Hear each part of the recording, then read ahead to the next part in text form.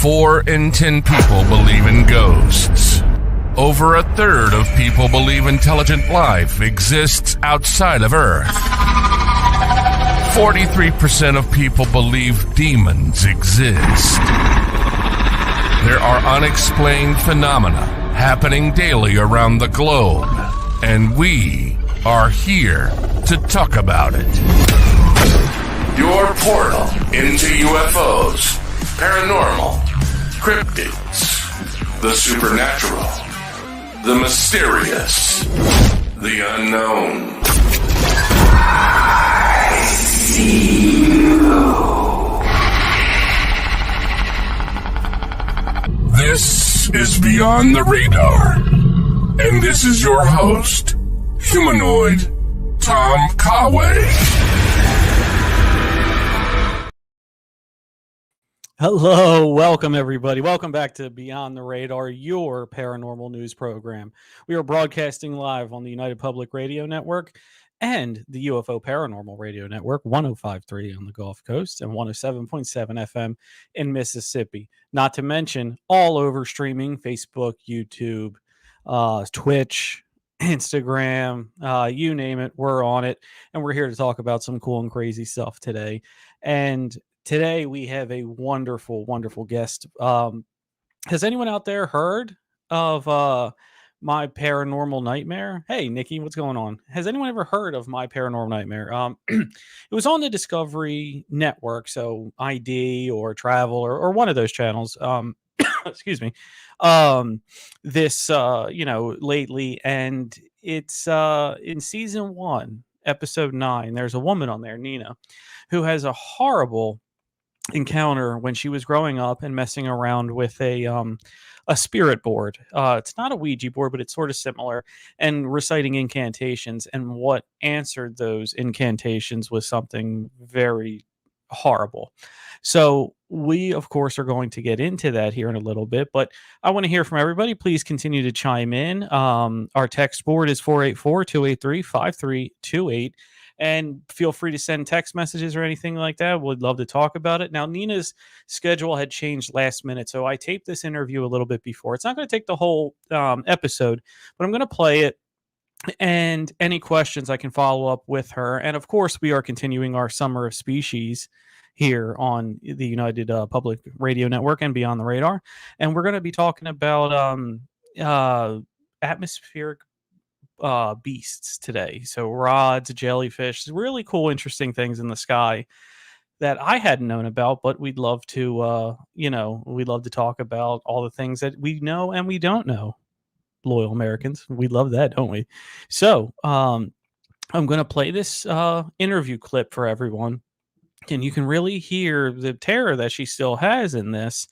And unfortunately for Nina, this hasn't gone away completely. There isn't a fairy tale happy ending story so far. So please keep her in your thoughts too, because she's still out there battling in wherever she is. I think she said Georgia, but I'm not sure. But I'm going to go ahead and play this, and let me know what you think, and I'll catch you guys here in a little bit after this is done playing. So here's about a good 20-30 minute interview that we have. All right. So, Nina, thank you for joining Beyond the Radar. It's a pleasure to have you. Thank you for having me. No problem. So, not very often do we have a celebrity on Beyond the Radar. So, you were on the first season of My Paranormal Nightmare with your incredible story of when you were younger and the paranormal hauntings that happened. So I just want to say, before we get into the actual story, how did your appearance on that show come to be? Oh, I always followed people on Facebook, like I'm in paranormal groups, and there was a casting call for if you were a child experience fly. So I didn't go into be picked, and I got a phone call. I was on the Awesome. That's great. So you just reached out and somebody reached back out to you. That's wonderful. no rounds of interviews or anything like that, but that's good. So I guess I have a little advanced knowledge before the audience. I had watched your episode, and it is very creepy and very spooky, and they did a good job of the reenactment. It sounded, a lot. They showed a lot of what you were saying, you know what I mean, to be true on that. So let's dive into it. So this story starts when you are about 14 years old, correct? 14, 15. That was okay. And so you're about 14, 15, and you had, I'm sure you probably couldn't say the name of it, but it was a spirit box or a Ouija board that you had, right? Can I say it? I'm sorry, your mic's cutting in and out again. Sorry. Can I say what it was? Yeah, absolutely. Oh, it was called Psychic Circle. Okay. It was like a spirit board. It wasn't the actual board. Okay. All right. So it was similar though, correct? Yes. Okay, excellent. So now did you purchase this or I know your cousin was in the episode too. How did that come about? Oh, my dad, we were at the store in the mall, and my dad, I found it, and I asked my dad if I could buy it, which was like a big no-no in the house. So I had to hide it because my grandma was really religious, and she would have burned the board outside if she. So my dad actually bought the board for me. Okay, gotcha. And so I can totally relate to that. My grandmother, Italian Catholic, so I have 9 aunts and uncles, and very religious and everything, as to so I can relate to that. So did you almost have to keep it hidden in sort? Yes, like a lot of my the psychic circle I had to hide, and then I had books that I purchased that I also that because it had spells and like conjuring spells, I had to hide from my grandmother. Yeah. Okay. So that makes a lot of sense. So, all right. So it's cool. Teenage girl. You got your cousin. You got this thing that you're hiding. You know, not many people know about in the house. Let me start this way. What made you take that step into, let's actually try something? When I was growing up, my grandparents' house, it was well known as like it was haunted. Okay. My 60s and 70s saw an apparition. When I was there, my parents got divorced. They went with my grandparents, and I couldn't sleep in my room because it always felt like something was watching me, like something was there. And then I would hear my blinds like opening and closing. So there was stuff going on in the house already. It just escalated when I started playing your board and doing conjuring spells. And that's something I do remember from the show you talking about, that until the introduction of the incantations and spells and things, it wasn't really doing much beforehand, correct? No. Okay. And so once you started these incantations and spells, activity started to pick up, correct? Yes, picked up a lot, like very terrifying. Okay, so let's get to that point now. So you have the incantation book, and from now, correct me if I'm wrong, but you and your cousin weren't on the same page when you started reading these spells, correct? No, she was playing with the board with me, but the spell, like, I know like what I was doing. I was okay, like I got a spell book, let's try it. Like, I'm a teenager, I wasn't really thinking, I just dived right in.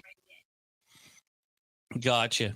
So, the what's it called? The adventure of it all, or the mysteriousness of all, was just too much to put away, right? So you wanted to go into that, and that's when it separated, I guess, between you and your cousin doing this to just you, correct? Yeah. Okay. And so, how quickly after you started doing some spells did stuff pick up? Couple of days that night, couple of days, woken up, couldn't move with something growling in my ear. Your ear? Yeah, something was growling in my ear. And this happened at in the morning, and it happened every night. That Okay. that I woke up with something in my ear, and I got like bright eyes to see what it was, like a shadow figure by my bed. But I still, Okay, but you couldn't move. So it was almost like paralysis, almost. Okay. Now I can attest to that. I've had a few of those, and that's not a pleasant experience whatsoever. I've even heard the growls, like how you mentioned too, and even more a little bit. A couple times I felt the indentation, so like the bed, you know what I mean, like pushed down, and like something's putting their arm or forearm. You know, like if somebody sits on the side of the bed, you feel that, and then that's what I was feeling too. So I can attest that's terrifying stuff right there. But the growls you were saying, that was audible, so it wasn't something in your head, you felt and you heard right here, right? Okay. I think your mic stopped work, cut out again. yes, I growling. I would hear. It wasn't in my mind. It's like I, Yeah, so you felt the, you know, because the vibration, that's what it is. You felt that going into your ear and everything like that. Okay, so it started off with the shadow and the sounds, and then please continue into what it had progressed into. well, it happened every day, and I thought it was that. So across the street is where my cousin. So I would say that I wouldn't, because I wasn't getting any sleep, as you can tell. Like I couldn't. I was being woken up, and then if I fell back asleep, it would happen again. Like Hmm. so, I stayed over at my aunt's house across the street where my cousin lived. And it followed me there. Oh, Um, wow. yep, it followed me there. I thought it was the house, that I was gonna stay in the house because already known to be haunted. No, it followed me across the street. Same thing Okay. happened. Growling in my ear. Um, so I slept on my aunt's floor in her bedroom. I still didn't tell anyone because I didn't want to get in trouble, and um, I was kind of ashamed too, and that I brought this upon myself. Remind you, like I'm 14, 15. I wasn't Yeah. thinking. And when I was sleeping in my aunt's room on the floor, across the hall is the bedroom that I would stay in. But it was waking me up. But I felt like something was watching me, like it was angry that I was in my aunt's room getting sleep. This was in the summertime, so Okay. eventually I got a job like Monday through Friday. I Hmm. went to the other town next to me to babysit my cousin. It followed me over there. So Monday through Friday, I stayed with my other aunt to watch my cousin. It followed me there, woke me up with the lights turning on and off, like really, Hmm. like it wouldn't stop until I left the room. And when I left the room, I tiptoed because my cousin was sleeping. It was like in the early morning. I heard whispering, like walking in my cousin's room. I thought he was up. But the next day, I thought that I was up, and she, no, he was sleeping in my bed. So I don't know if that was the spirit like, into that room to do something. Hmm. Yeah. Yeah, that's very interesting that you say that, because typically you're right. If it's something in a house, it's not going to follow you. You know what I mean? So whatever this attachment, I mean, it's safe to say it was at least an attachment, followed you from house to house, and not just across the street, but into other towns. So it was residing within your energy field, within your life force, you know what I mean, and drawing on you. And it seemed like it would give you clues that it didn't like a certain thing, or as evidence in, like, it would be mad at you for being in a certain room, and not, I guess, where it could attack you more or drain you more, correct? Yes. Okay. So see the pieces there, you know what I mean, of that puzzle.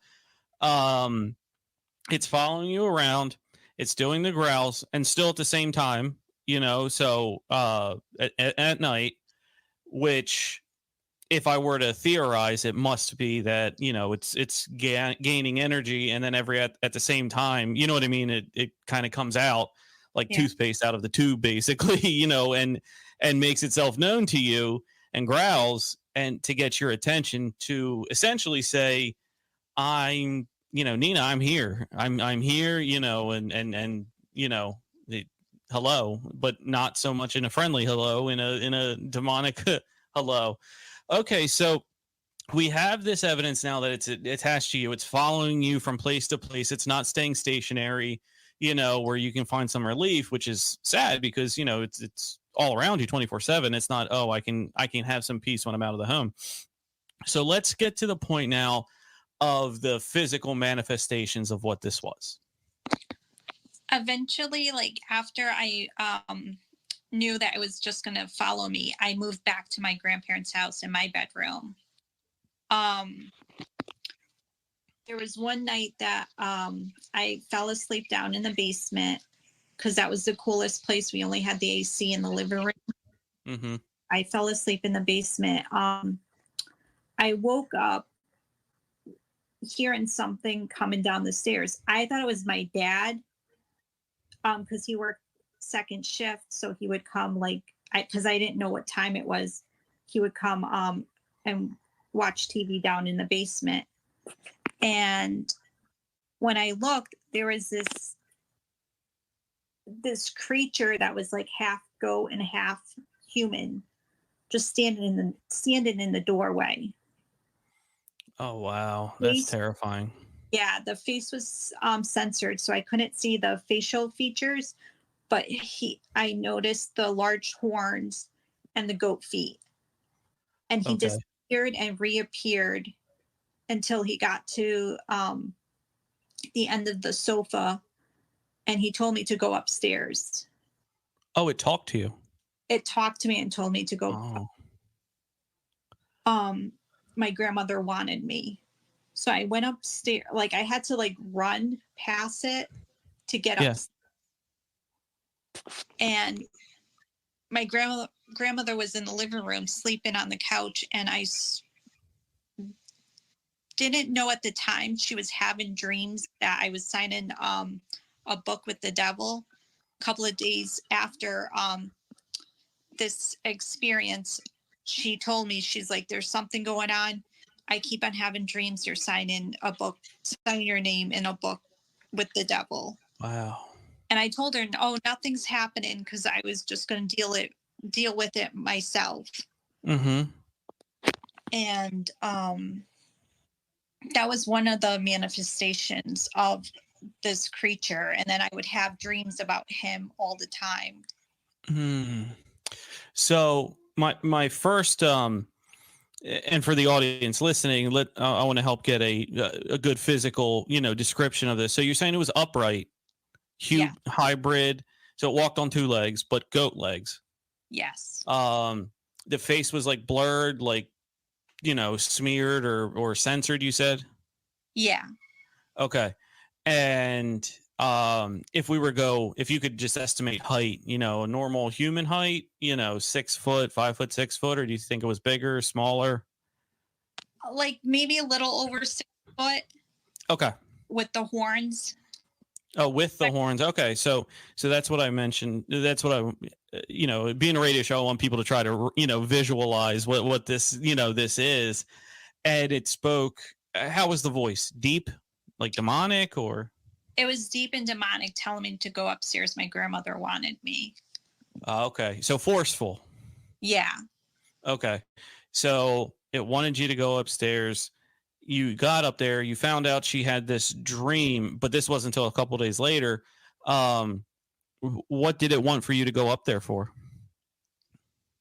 Till this day, I don't know. Like my grandmother, and so I don't know at the same time if she was having that dream at that moment, because she was having it multiple times.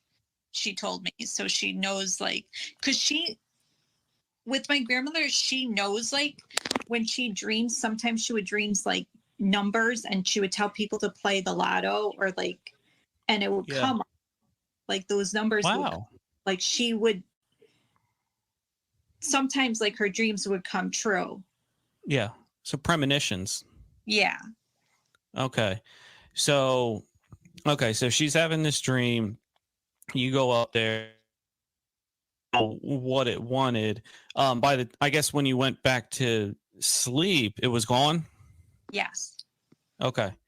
So go ahead. I'm sorry. Sorry. At the time too, I forgot that my dad and my brother were in Rhode Island camping. So, okay, so they weren't in the house. No. Okay.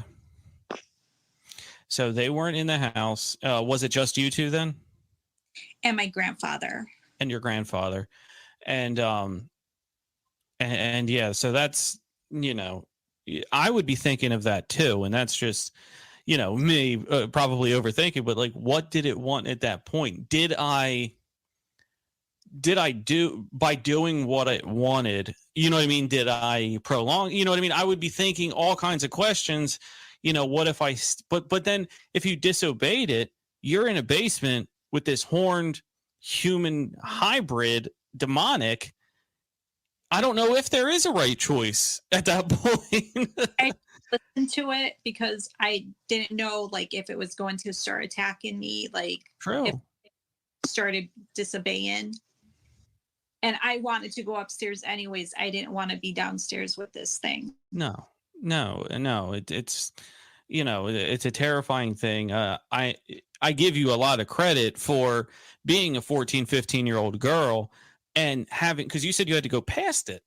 You know what I mean? Like having the, you know, guts really to go past it and, you know, go through what was blocking you to go up to upstairs. So I definitely give you a lot of credit, you know, and I don't know if I would have done that. You know, I'd probably be too scared. But okay, so we had this, and then you said it appeared to you other times in dreams. Was there any more messages? Like, how did the dreams happen? There was one dream that he came and I remember getting physically sick afterwards, like throwing up and and other okay, dreams, go ahead. It was like just really like disgusting. Like, I don't want to talk about it. Like, it was just dreams. So disgusting dreams that you had with it. And it made you physically ill, not in the dream, just in real life when you woke up. Yeah. So you're getting this physical reaction from something. Well, two, really. The first one, in real life, you know, if it's a dream, you're not getting up, going upstairs. You know what I mean? And interacting.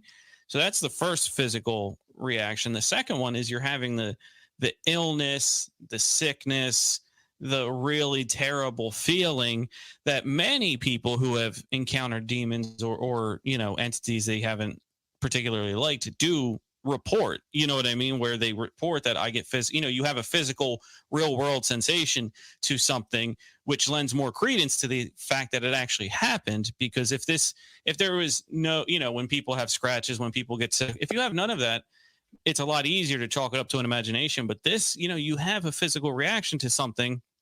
How can you deny that it wasn't real? So I definitely, you know, understand how that is. Has it, you know, how many times would you say did you have these dreams? During that summertime, being like woken up with something growling in my ear, probably like 5 or 6 times I would have dreams about him. Okay. But did you get sick after every one? no, just Okay. one. So the other ones, was it just seeing? Was it in your room? Like how were they? Like I would be in different like locations and he would just appear. Sometimes I would be in the house, sometimes I would be like outside and he would just appear. Like there was one dream that he was chasing after me. Yeah. It seems like this collaborates with your grandmother's dream, that she's worried. Now her interpretation is you are voluntarily signing with the devil, but in your dreams you're not wanting to, you're trying to get away. You know what I mean? So it's almost torturing two different people at this point, in that house, in two completely different ways, where it's chasing you. It wants to get you. It wants you to give your life to evil. I mean, ultimately, you can't have good without evil, and vice versa.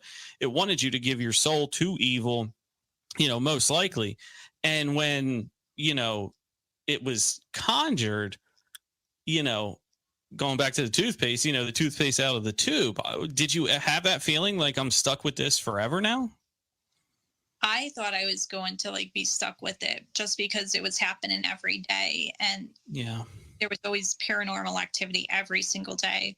While like when I was younger, it was just periodically we would have stuff happen. But now it's like got more physical too. Yeah. So before this, that paranormal activity, if you had to guess, was it like monthly, weekly, like once a year? What was it? It was probably like monthly, like couple of month. But and it would be things moved, or what would that activity be? Footsteps. My brother actually, I had my door closed. He would see shadow. I wouldn't be in my room. He would see shadows like walking by the door, like the bottom door. Being our names being called, feeling watched, like someone was in the room with you when you were by yourself. There was another time that my brother and I were home alone, and my grandparents told us to stay inside because they were visiting my grandfather's sister. And I don't know how it happened, but we were starting to get into a fight, and downstairs in the living room, and all of a sudden we heard this cackling sound and something being thrown. So we both ran out of the house. It made us stop fighting. But so it was pretty loud then. Yeah, it was. The laughter was really scary. Like we both heard it because we both stopped and stared at each other and ran. Cackling like a witch, kind of. Yeah. Okay. Yeah. So, but that stuff, that seems pretty benign compared to a demonic figure that you had afterward. I can definitely understand what you said there. But okay, so at what point did you get sick and you were sick of it and you were like, okay, I have to try to do something? When I was sleeping and I was woken up with something actually talking, instead of growling, it was talking to me, telling me it was going to kill my family and then kill me. Oh my God. That's when I said, like, enough's enough. Like, I was threatening my like family now. Like, it's already getting physical. Like, it scratched my foot and it appeared to me down in the basement when I was by myself. That was like the last straw, like for me, was when it was threatening my family and myself. Excellent. So how did you go about that? Did you research how to do it? How did you find a way to fight this? I threw out the Ouija board, and I threw out my spell book, and then that night I was woken up with something's telling me that I was going to come back. Okay. And was that it? Did it come back, or was it just trying to threaten you? After I wasn't getting any, I wasn't woken up with anything growling at me. until a couple of years when I got older and I got married and moved out is when some activities started up again. But this was at another location. It was the condo that we bought to start off with. Mm-hmm. And I would hear like walking around. When I got pregnant, I would sleep on this couch because my back would hurt. Okay.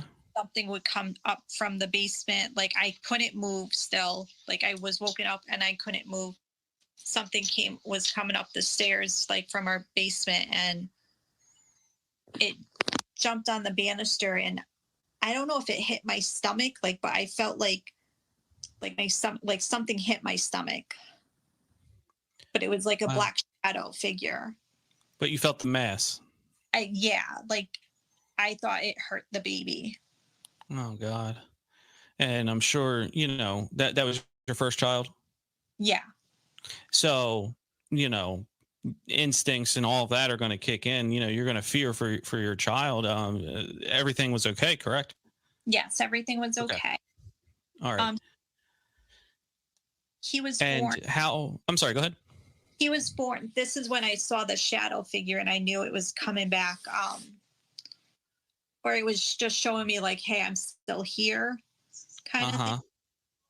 My son was born and he had a bassinet next to my bed, and the TV was on, and I was like on my phone, but like watching TV too. Yeah. And when I was on my phone, I noticed, how you could still see like the TV. I noticed it was blacking out. So I looked to see, like, I thought my TV was like going bad. Yeah, it was going bad. Nope. It was a shadow figure walking past and then went through the wall. Ooh. So I felt like it was telling me, like, just because you don't have like paranormal experiences every day, but I'm still here. That's how I felt. Like, it's reminding you. Yeah. Like I'm around still. Man, maybe it wants to open that communication line back up. See, you what you did was got rid of its way of communicating with you in a certain aspect, and it wants to open that up because that's what it feeds on. It was probably feeding on your fear, your worry, sadness, all of that kind of stuff, and it can't really feed enough to manifest itself without that. So, have you tried anything after that to get rid of this shadow figure? Well, I would sage, and then we moved, and I had my second child. We moved to, and I'm 42 now. This happened when I was in my 30s, but I'm 42 now. And a couple of months ago, I was going downstairs with the laundry to the laundry room, and I saw a black hooded shadow figure walking past the banister and into the wall. It went into the wall. Okay. And then also my son saw it, not knowing my personal experiences with it. He was downstairs playing in the family room, and he ran up to me, and he ran up the stairs and came to me and was like really terrified. Said he saw something black and hooded, like in the bathroom, walking around. Oh my gosh. Have you how old is the child now? He's 12. 12. Have you had a discussion with him about your stuff before?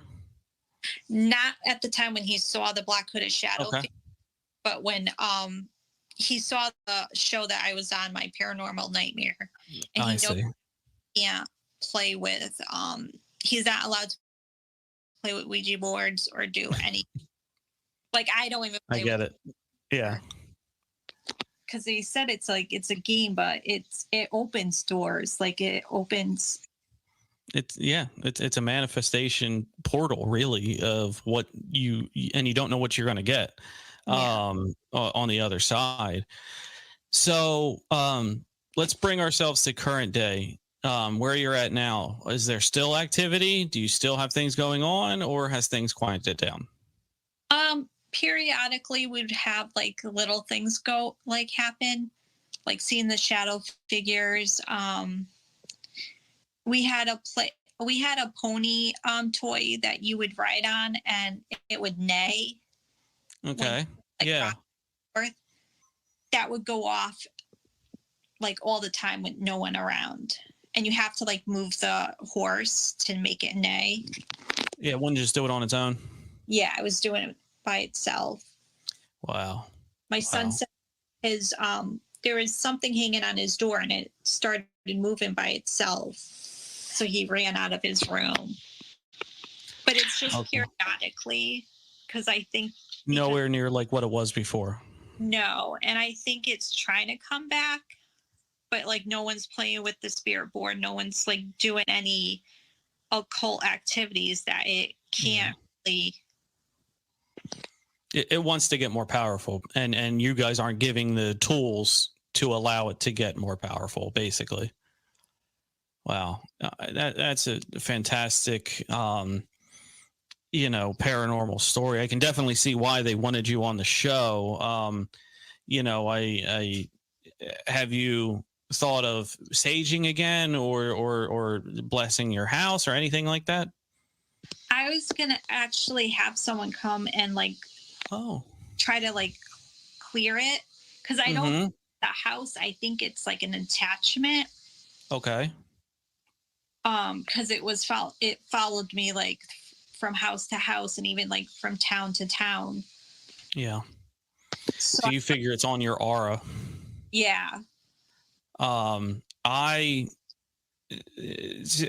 to send you after this a person I know who I think you should talk to. Her name is June Edwards, and she's a wonderful person that would love to be able to help you out.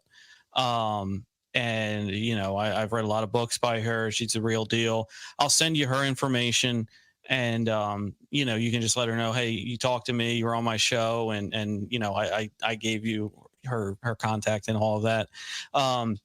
Where she can do a lot of this stuff virtually with remote viewing and things like that, and see, you can start there, but we'll try to get you help for whatever whatever you want, because there is a big difference. And that's what I want people to know is, we can't call everything demonic, because it belittles what demonic activity like this actually is.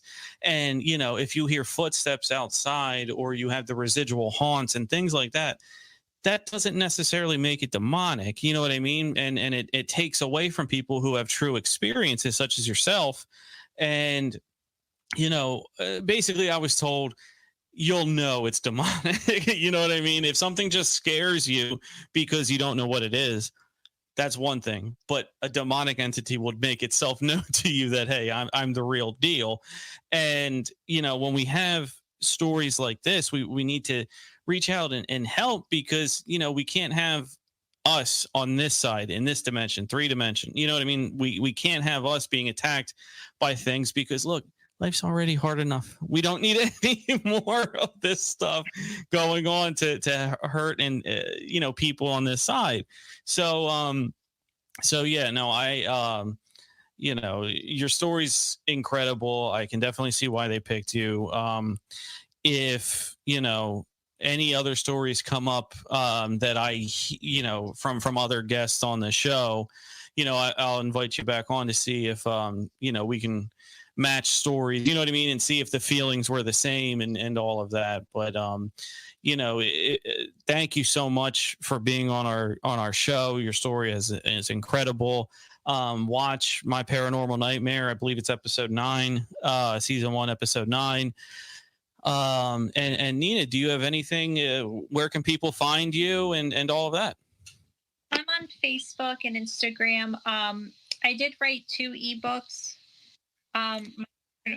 Paranormal Activity in the Silver City, which is based what was happening in my life when I was 14, 15. And then Our Real Ghost Stories. It's a collection of people's real experience with the paranormal. Excellent. Yeah. Okay. So send me those links, and when I put this as the podcast version, I'll include them in the show notes. Okay. Thank you. No, All right, that was a little bit of the interview that we did with Nina. She's a wonderful person. Please reach out to her. She'll talk to anybody about it, which is really cool. And that's how I got to know her. Was she had commented on some of the cool pages, Facebook pages that I had, and we kind of got matched that way through that. And it was definitely unique to have somebody because look, I'll be honest, I've never met anybody from those shows, and you know what those shows are. You see them on TV, ID Discovery, all of that kind of stuff. And maybe you have your own questions that you want to ask these people, and it's really cool that they reach out, or she at least reached out and was like, "Hey, I'll tell everybody. I'll tell anybody what happened to me." So I thought that was really very interesting, really cool. And Nikki, yeah, I told you should probably reach out to her too. I'll get in contact with you about her, but she would be a wonderful guest for yours as well. And you guys can compare, especially I know you're doing demonology and things like that. I know she might be a good guest for you in that realm too. So we're gonna take a break right now for a commercial, and then we're gonna get into our summer of species, and we'll talk about these atmospheric beefs. Well, yeah, long day. Atmospheric beasts, and you might know them as like jellyfish or rods or things like that. But we'll get into them after the break and see what we can get into. So stick around. 105.3 on the Gulf Coast, 107.7 FM in New Orleans. We'll be back in just a couple minutes. 4 in 10 people believe in ghosts. Over a third of people believe intelligent life exists outside of Earth. 43% of you believe demons exist.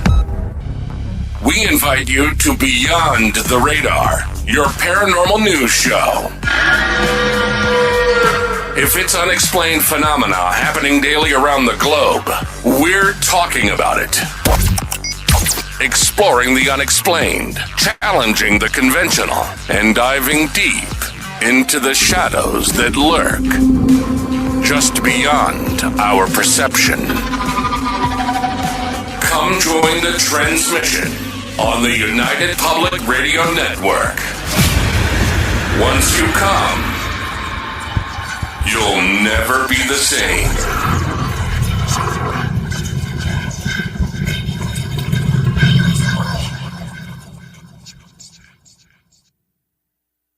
Meet Daniel Knight, a psychologist with an extraordinary gift to absorb and heal the deepest wounds of the mind. In the heart of a chilling investigation, every secret unraveled binds him closer to darkness. But as he delves into the psyche of a killer, his own demons emerge. Caught in a battle within and against an evil that seeks to exploit his powers, where the line between savior and victim blurs. Dare to heal the wounds of the mind. Healer. Read it today. Do you want to reach millions with your product or service?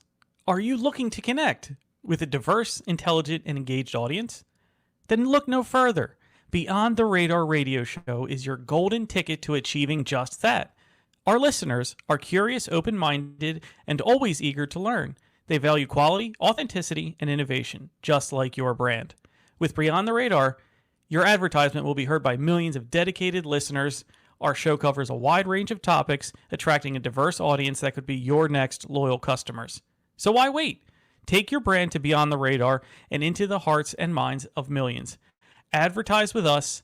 Let's explore the extraordinary together. Beyond the Radar radio show, where your brand meets a world of curious minds. Contact us today for advertising opportunities at www.beyondtheradarnews.com and fill out our contact form. We hope to talk to you soon. Samantha survives a tragic accident thanks to Lucian, an enigmatic being. Her newfound abilities catch the attention of a secretive government agency. Drawn to Lucian despite the danger, Samantha is unaware of his true identity. She teams up with Lucian's brothers in a daring mission to rescue him.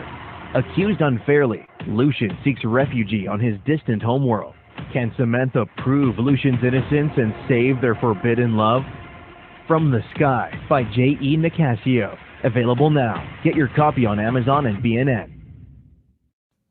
Have you ever looked up at the night sky and wondered what lies beyond?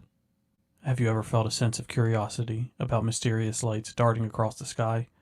If so, My UFO 101 Unveiling the Unknown course is just for you. This course is a comprehensive introduction into the fascinating world of unidentified flying objects and extraterrestrial life. It is designed for beginners, so no prior knowledge is required. I am your instructor, Tom. I am an author, podcast host, and seasoned researcher in the field ready to debunk common myths and misconceptions.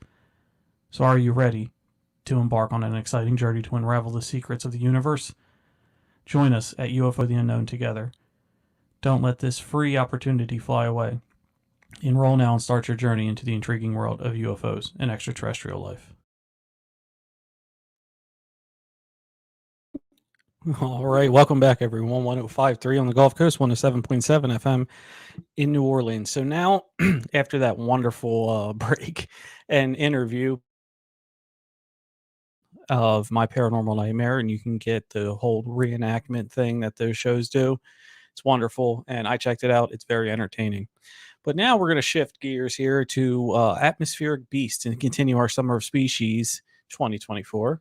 So atmospheric beasts, I didn't understand if they were a species of ufology or not, but they kind of barely count. But they count. That's what matters. And so atmospheric beasts, or beasts, I keep saying beasts, God. Atmospheric beasts are the strangest flying objects of ufology, even cryptozoology and astrobiology. Ooh, big word. According to eyewitness reports, these beings are apparently living creatures that break all the unusual rules or all the usual rules that biologists apply to living organisms. They appear to be able to levitate without any need for wings. They, as well as their bodies, are even depicted in semi-solid but partially in invisible state. Some of these things characterized are atmospheric jellyfish and sky serpents. Many of you have heard of that. I'm going to go ahead and play this video right now. So you can take a look here and see what these guys actually, some of what they look like. There we go. And let me see if I can make this anywhere better. Maybe I should move out of the way. There. It was my fault. So sky serpents, many people know, are snakes or elongated serpentine dragon-like entities that appear to fly or float in the air. They typically move in an undulating fashion, as if they were serpents in the air. They are not the same as ordinary flying dragons. Certain sky serpents, tongue twister, resemble brine shrimp because of their thin nature, thin arms, and making them move or glide through the air because they manage to fly without wings. Like most Asian dragons have the ability to fly in lore. So let's get into some sightings. Many atmospheric beast sightings were originally classified as unusual UFO reports, in the same sense that UFOs are described as supposed alien spacecraft or machines of some sort, not in the technical sense of being unidentified objects. Noted Bigfoot author and previously mentioned on the show, Ivan T. Sanderson, devoted an entire book to the theory that many UFOs are actually extremely low density animals native to the clouds. One of the most famous atmospheric beasts is the Crawfordsville monster, sighted in Indiana in 1891, which some researchers classify as the only dragon sighting ever to be reported. So let's get into this Crawfordsville monster. So the Crawfordsville monster is an atmospheric beast that was sighted over Crawfordsville, Indiana in 1891. The cryptid was told by witnesses that it was suggested to be an otherworldly creature. The citizens of Crawford described a violently flapping thing, and they use thing in quotations, with a flaming red eye 20 feet long and 8 feet wide. So this is pretty big. Depictions and descriptions of the creature vary, with some accounts suggesting that they had no head, while others describing it as having glowing red eyes and hot breath. Accounts generally agree that this large rectangular creature, possibly an eel-like in appearance, had several undulating fins down the sides of the body. During a reported second appearance, witnesses described the creature as writhing, squirming, and producing a wheezing-like sound of it as if it was in pain. One of the strangest accounts was when a Methodist pastor named Reverend G.W. Switzer and his wife also saw the animal. This creature writhed as though in great pain, squirmed in agony, and sounded like a wheezing, plaintive noise that hovered about at 300 feet. What's strange about the creature is that it had its eye in his mouth, 3 jaws, and it appeared to be a cyclops. It also seemed to be eel in nature with feathery protrusions coming out the sides and its back. Very, very interesting, that one. 1891. What were they doing? So, that's just one instance. There's other instances of what's called atmospheric jellyfish, which you see on the right here on the screen now. Let's get into what some of those could be. So, an atmospheric jellyfish or flying jellyfish that have been showed and sighted floating in the atmosphere. Atmospheric jellyfish are a type of UFO as well. This unexplained phenomena has been cited by thousands of people across the globe, from China to Norway, including top meteorologists, scientists, military bases, and cities. These sightings prompted speculation on what these creatures really are. According to NASA, these creatures may be the result of space debris reflecting off the northern lights. They love blaming the northern lights for everything, and they even love blaming space debris even more, guys. So, since the mid-20th century, these mysterious creatures have been sighted numerous times and have gained substantial recognition from the media and scientific communities alike.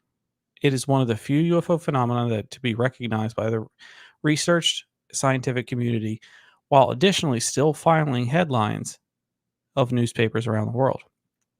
There are a few top notable examples. So, one of them is the jellyfish anomaly at Petrosavodsk.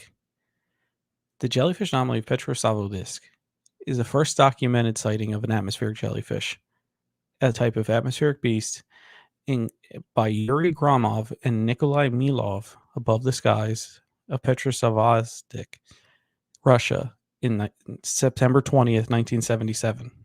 Another one was the Norwegian atmospheric jellyfish sighting in Norway by Pern Arne Milkesen, leading the scientists theorize that it could have been caused by light from an aurora bounced off a space satellite. Man, they love that, huh? They love doing that one.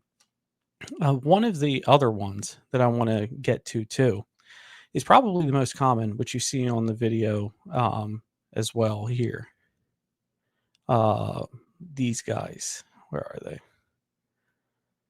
Air rods. Air rods. Let me get to them right here. Okay.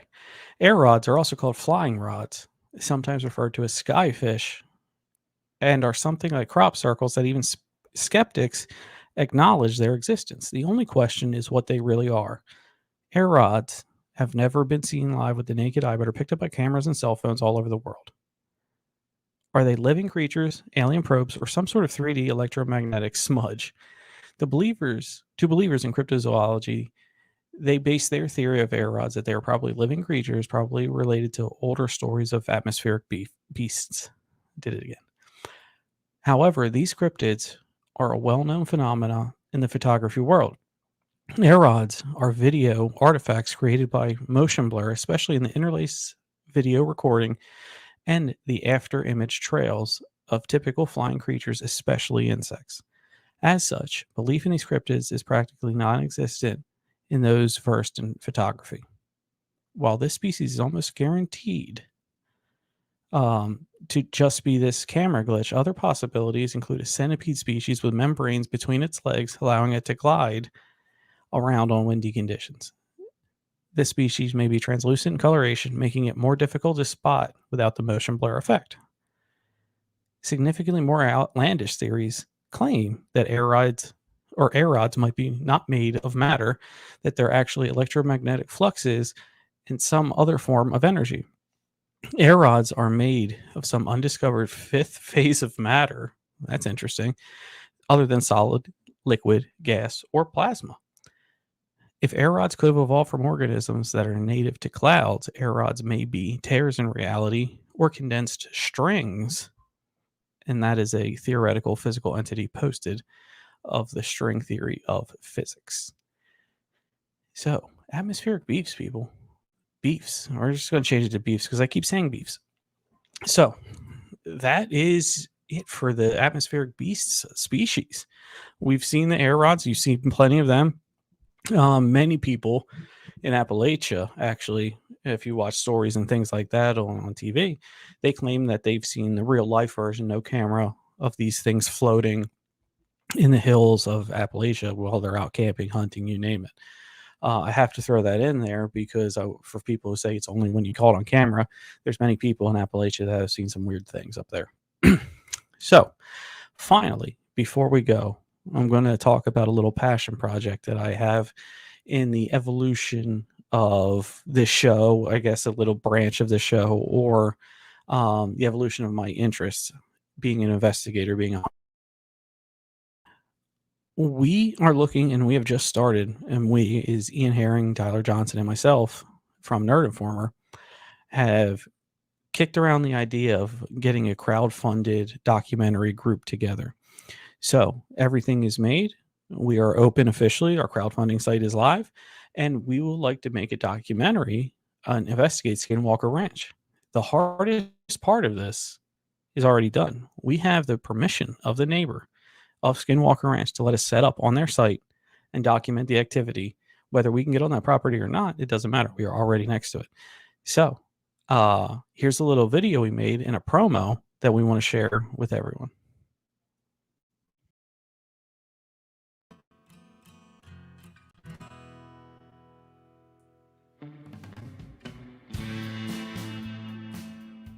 So why do you want to investigate Skinwalker Ranch? Are you kidding? It's Skinwalker Ranch. The Uinta Basin is one of the most fascinating places on Earth, and it's also one of the most highly investigated places on Earth. Like every time I've watched a documentary, it always draws me to want to go there even more. Whether you're looking for paranormal, UFO, cryptids, skinwalkers, and probably a whole lot more. This is what interests me the most. Never has an investigation been so technologically advanced. I've personally spent years reading and watching anything that had to do with the Uinta Basin. The Uinta Basin has everything. Highly advanced cameras or highly advanced recording devices, night vision drones. I believe we can use all of those things. Night vision goggles that we can see at night because we're going to be up all night. And putting it in a documentary so the world can see how technology can assist us in the hunt of paranormal research. Cameras just on every site. So we can always have that angle if we need it. Out of all of the paranormal activity on Skinwalker Ranch, portals, UFOs, cryptid, what interests me the most has to be the cryptids. I'm a monster guy. I want to go see, I want to go check out, I want to find evidence of a monster, of cryptids, of an entity. In conjunction with the right experiments to really find out a little bit more about what the Uinta Basin is hiding. Really cool stuff, everyone. Really cool stuff. Check out, please donate. I'll put the link. Yeah, I can put the link right here. If you all just give me a minute. Cool. So we will, here's the link. Please donate. Oh, guess we can't do links in the comments, but that's, watch the show. Keep watching the show. Please just donate to our investigation, and you all will receive a copy. There's plenty of perks on there. You could even get your name in the credits. I think it's a wonderful experience, and we love to do this for everyone. And having the technology of satellite internet, night vision goggles, night vision cameras, FLIR cameras, we're going to definitely catch something. And you want to be on the inside of this project when we do. But that's it for me, everyone. Keep following tonight. We have the Outer Realm coming up. We have a wonderful slate tonight. So please stay weird and stay safe. And I hope everybody has a good weekend. Beyond the Radar, we were broadcasting on 105.3 FM in New Orleans and 107.7 FM in New Orleans. I'm sorry, 105.3 on the Gulf Coast. Stay tuned. Everyone have a good night, and we'll talk to you and catch you later.